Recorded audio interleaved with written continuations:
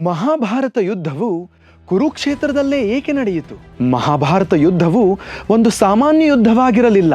ಇದು ಧರ್ಮ ಮತ್ತು ಅಧರ್ಮಗಳ ನಡುವಿನ ಮಹಾ ಸಮರವಾಗಿತ್ತು. ಒಂದು ಕಡೆ ಧರ್ಮಶೀಲ ಸದ್ಗುಣ ಸಂಪನ್ನರಾದ ಪಾಂಡವರು, ಇನ್ನೊಂದೆಡೆ ಅಧಿಕಾರದ ದುರಾಸೆಯಿಂದ ಅವರನ್ನು ಕೊಂದು ಸಿಂಹಾಸನವನ್ನೇರಲು ಸಂಚು ಹಾಕುತ್ತಿದ್ದ ಅಧರ್ಮಿಗಳಾದ ದುಷ್ಟ ಕೌರವರು. ಧರ್ಮ ರಕ್ಷಕನಾದ ಶ್ರೀಕೃಷ್ಣ ಪರಮಾತ್ಮನ ಯೋಜನೆಯಂತೆ ನಡೆದ ಮಹಾ ಸಂಗ್ರಾಮ ಅದಾಗಿತ್ತು.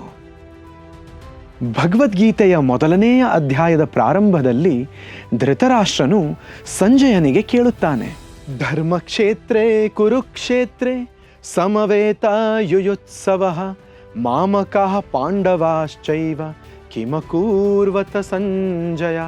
ಅಂದರೆ, ಧರ್ಮಕ್ಷೇತ್ರವಾದ ಕುರುಕ್ಷೇತ್ರದಲ್ಲಿ ನನ್ನ ಮಕ್ಕಳು ಮತ್ತು ಪಾಂಡವರು ಯುದ್ಧ ಮಾಡುವ ಅಪೇಕ್ಷೆಯಿಂದ ಸೇರಿದ ನಂತರ ಏನು ಮಾಡಿದರು ಅಂತ ಕೇಳ್ತಾನೆ.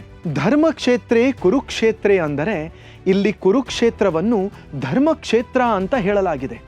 ಯಾಕೆಂದರೆ ಅದು ಬಹಳ ಪ್ರಾಚೀನ ಕಾಲದಿಂದಲೂ ಪವಿತ್ರವಾದ ಯಾತ್ರಾ ಸ್ಥಳವಾಗಿದೆ. ಧರ್ಮಕ್ಷೇತ್ರ ಅಂದರೆ ಧಾರ್ಮಿಕ ವಿಧಿಗಳು ನಡೆಯುವ ಕ್ಷೇತ್ರ. ಇಂದಿಗೂ ಸಹ ಸೂರ್ಯಗ್ರಹಣ ಮುಂತಾದ ವಿಶೇಷ ದಿನಗಳಲ್ಲಿ ಸಾವಿರಾರು ಜನರು ಇಲ್ಲಿಗೆ ಭೇಟಿ ನೀಡಿ ಧಾರ್ಮಿಕ ವಿಧಿಗಳನ್ನು ನೆರವೇರಿಸುತ್ತಾರೆ. ವೇದಗಳಲ್ಲೂ ಕೂಡ ಕುರುಕ್ಷೇತ್ರವನ್ನು ಸ್ವರ್ಗದ ನಿವಾಸಿಗಳಿಗೂ ಪೂಜಾ ಸ್ಥಳ ಎಂದು ಹೇಳಲಾಗಿದೆ. ಹಾಗಾಗಿ ಪಾಂಡವರ ಮತ್ತು ಕೌರವರ ಧರ್ಮ ಯುದ್ಧದ ಅಂತಿಮ ನಿರ್ಣಯಕ್ಕಾಗಿ ಐತಿಹಾಸಿಕ ಮತ್ತು ವೈದಿಕ ಮಹತ್ವವುಳ್ಳ ಪವಿತ್ರ ಸ್ಥಳವಾದ ಕುರುಕ್ಷೇತ್ರವೇ ಸೂಕ್ತವಾದ ಯುದ್ಧ ಭೂಮಿಯಾಯಿತು.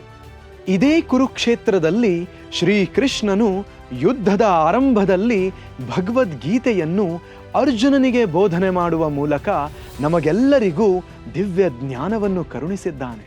ಅದರ ಉಪಯೋಗವನ್ನು ನಾವೆಲ್ಲರೂ ಪಡೆದು ಪುನೀತರಾಗೋಣ. ಹರೇ ಕೃಷ್ಣ.